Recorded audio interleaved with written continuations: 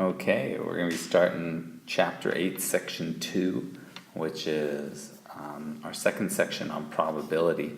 This one introduces exclusive events.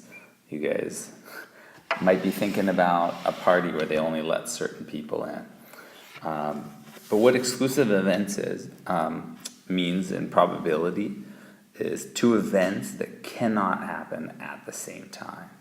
Exclude means to not allow, okay, or to not allow in. So two exclusionary events, for example, might be flipping a coin and having one side land tails. I don't know, you get a picture of a building or something, and on one side have it land heads, and you get a little silhouette. Whoa, that was a good silhouette. Okay, so those are two exclusionary events. When you flip a coin, it's either going to be showing heads up or tails up. Okay, each one of these has a probability of 50%, excluding the not real possibility that it lands on its side. And the other thing about exclusionary events is if you take every single possibility, it's either going to be this one or this one. It's not going to be both. There's no other weird circumstance. And you add these together, you get 50 plus 50, you get 100%. Okay? So you have two events that cannot happen together, cannot both happen. And you have, when you add up their probabilities, they add up to 100%. Now, keep in mind, this is not always with two events, okay? Just as easily, we could be talking about the roll of a die, okay? If I roll my die here, out comes a number, and now if a 1 is facing up, then it is only a 1. It is not a 5, it is not a 6, it is not a 2, it is not a 3. Okay, and so what would be the probability if I roll one die and I want to see what I get out of my possibilities? Okay, let's just put some dots on there. If I roll a 1, okay, I'm going to have a 1 in 6 chance of that coming up. All right, about a 2, a 3, a 4, a 5, or a 6. Again, each one 1 out of 6. Okay, so 1/6 possibility. And you can figure out the decimal for that. It's around 16 or 17%.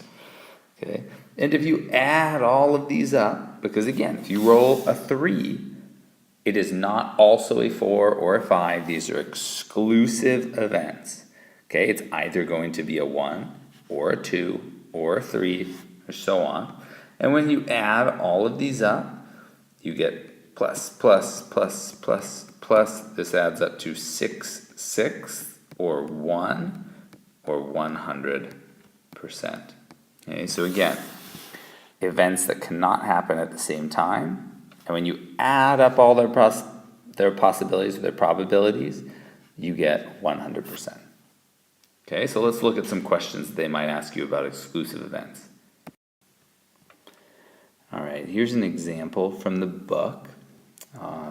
Here are 3 mutually exclusive, that's the wording they use to say these are exclusive events. So you either have to choose one or the other, add all the probabilities, add up to 100%. Okay, so it says there's 3 mutually exclusive options here. You can take the bus, you can take the train, or you can take the taxi. Okay, so let's read. Every day, Anna has the choice of going to work by bus, by train, or by taxi. Okay, the probability of choosing to go by bus is 0.5, okay, or 50%. Going by train is 0.3, or 30%. Okay, so let's look at A. Question A says, what's the probability of choosing not to go by train? All right, well, that's pretty straightforward, okay? So going by train, the probability of this, okay, and remember the way we write that we talked about in class, is the probability P in parentheses, and I'm just going to use train to abbreviate. So P train is, and we look up here and we say, oh, the probability of going by train is 0.3 or 30%. Okay, we learned that these are the exact same thing. Same number written two different ways. Okay, so the probability of not doing that is the leftover percent. You have a 30% chance of going by train. So 100% minus that 30% means that your probability of not train, or in other words, the probability of taking either the bus or the taxi, doesn't matter, not going by train, is the leftover, or your 0.7 or 70%. Okay? So again, when it asks you what's the probability that you will not take the train, it's just saying, what's all the leftover chance? If there's a 30% chance of taking the train, then that leftover 70% chance is you taking something other than a train. In other words, a bus, a taxi, walking, skateboarding, however you're going to get there. Okay, now let's look at B. Okay, so B asks, what's the probability of going by taxi? Okay, well, we know these are mutually exclusive, and it gives us the other two. So you know the probability of taking a taxi plus the probability of taking the train plus the probability of taking the bus is equal to 100%. Oh, my fingers can't write that close to the side.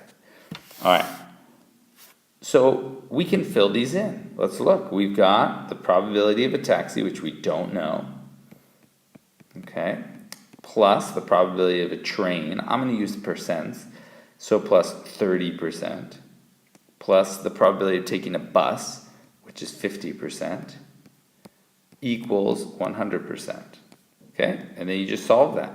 So probability of taking a taxi plus 30 plus 50 is 80%, equals 100%. You subtract the 80%, and you're left over with the probability of taking a taxi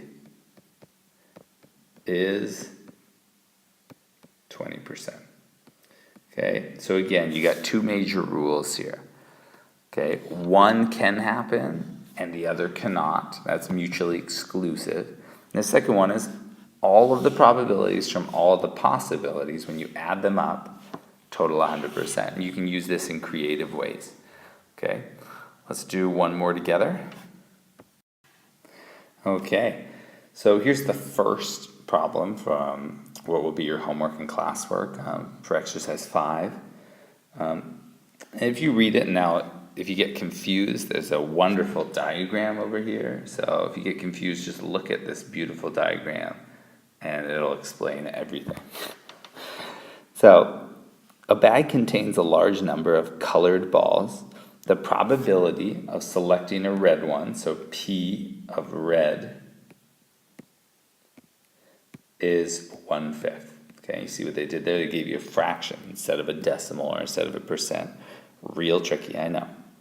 Okay, so what is the probability of selecting a ball that is not red? So it says P not red equals question mark. Okay, so pretty straightforward problem. All right, we've got the probability of selecting a red is 1/5. So in our calculator, we don't need it, but you can use it. 1 divided by 5 equals, and we get 0.2.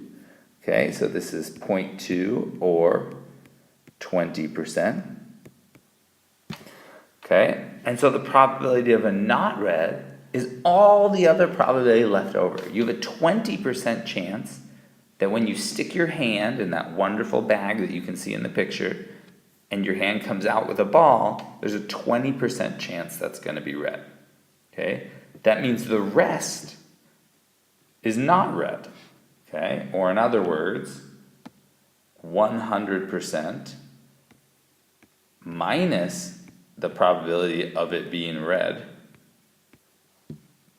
is equal to the probability that it's not red. So I'll even use another colored pen here, not red. All right? So in other words, if you have a 100% chance of everything happening, and you take away the chance that you're going to take a red ball out, then what's left is your 80% chance that you did not take a red ball.